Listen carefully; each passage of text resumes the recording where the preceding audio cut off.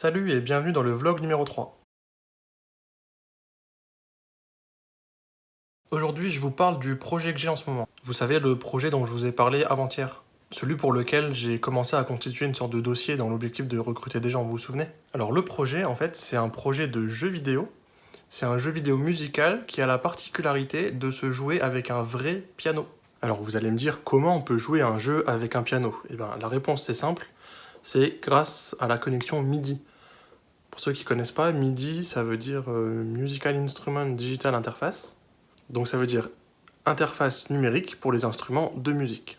Donc en gros, c'est un standard qui permet à des instruments de musique électronique de communiquer avec d'autres appareils qui produisent ou qui traitent de la musique électronique ou avec des ordinateurs. En fait, l'interface MIDI, ça transmet pas de la musique sous forme de son, mais ça transmet simplement des informations sur les notes qui sont jouées et la manière dont elles sont jouées. Donc moi j'ai à la maison un Alesis Recital Pro, donc c'est un piano électrique, et il a une connexion MIDI, ce qui me permet de le brancher à l'ordinateur et de récupérer ainsi sur l'ordinateur les touches qui sont appuyées sur le piano, quelles touches sont appuyées, à quelle vitesse elles sont enfoncées, quand est-ce qu'elles sont relâchées, et ça permet même de gérer la pédale du piano. Alors j'ai déjà réalisé une sorte de prototype juste pour tester déjà la communication avec le piano. Donc vous voyez en fait là, si j'appuie sur la touche, le personnage il saute. Voilà. Et c'est sensible à la force d'appui. Par exemple si j'appuie doucement, vous voyez qu'il avance tout doucement. Si j'appuie fort, il s'envole.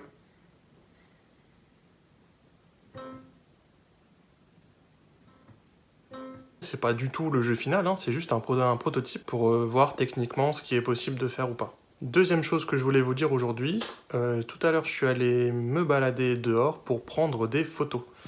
Ça fait quelques semaines maintenant que je commence à m'intéresser à la photo sérieusement. Je m'entraîne à faire des belles photos avec mon téléphone. Je vais vous faire défiler quelques photos que j'ai prises là pendant que je parle. Alors on croit que pour faire des belles photos il faut forcément un appareil professionnel, c'est pas vrai.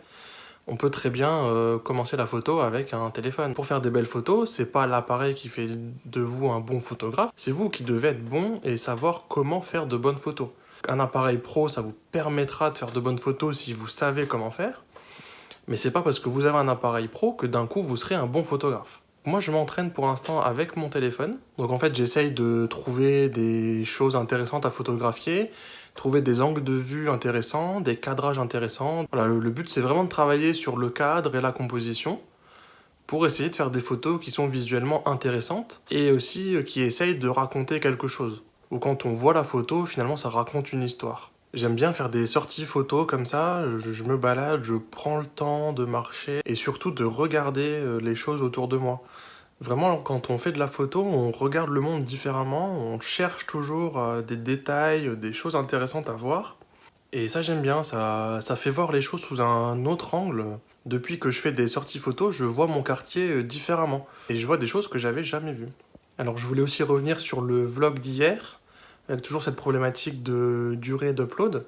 Donc comme je l'avais dit, j'ai réduit la durée, j'ai réduit aussi beaucoup la qualité. J'ai exporté la vidéo en 540p, alors que la première, le vlog 1, c'était en 1080p. La vidéo faisait, je crois, 60 mégas environ. Donc c'est beaucoup moins que la première qui faisait 2 gigas. Et du coup, l'upload a duré 10 minutes. Donc 10 minutes, ça va, c'est gérable.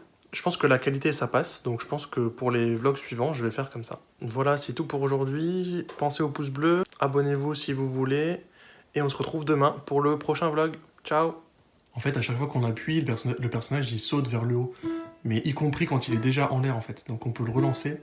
Et on peut même s'amuser à le rattraper. Enfin, en fait, ce qui se passe, c'est que dès qu'il tombe en dessous de la ligne du milieu de l'écran, on repart au début, en fait. Si vous voyez, là, dès qu'il tombe, on repart au début. Donc on peut s'amuser, c'est pas du tout le but du jeu, hein, mais on peut s'amuser à essayer de le rattraper.